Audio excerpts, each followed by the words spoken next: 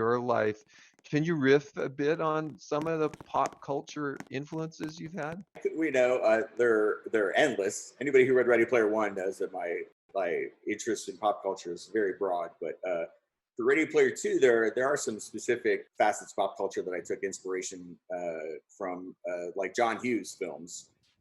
Huge fan of John Hughes movies, especially the John Hughes movies that were set in high school.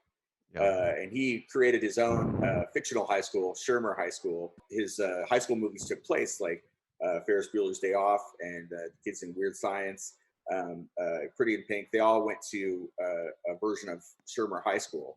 And I was always fascinated with high school being the setting for all these, dramas about young people's lives. Yeah. And especially The Breakfast Club. It's probably my favorite of all time. And I think 90%, 95% of that movie takes place in the school library, which ends up being like this social battlefield for the four kids as they get to know each other.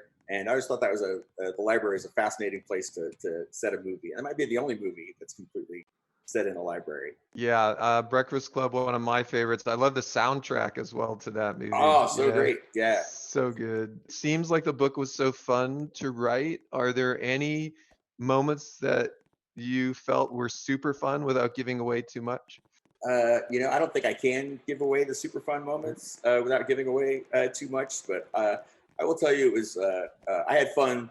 I had fun the whole time I was writing it. Because I knew, unlike with Ready Player One, when I wrote it, I wasn't sure if anyone was ever going to read it, outside of my friends and family. Whereas this, I knew there were a lot of people waiting and excited to read it, and that whatever I wrote, that story was going to play out. Those events were going to play out in millions of people's imagination, and imagination is even more powerful than computers or the movie platform. Like the human imagination, still you can't beat that. So I had a lot of fun thinking about elements in the story that would set people's imagination alight, hopefully. So that's what I did my best. I'm really hoping people enjoy it. Well, I have a motion I make at Roblox, which is out of the park. So Yeah.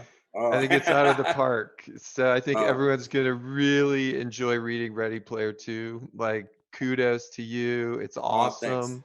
And I think also the Robloxians are gonna love the challenges as well that we've got in store. So Ernie, thanks again. In the midst of all these crazy times, hanging with you has been a highlight for me. I really appreciate it.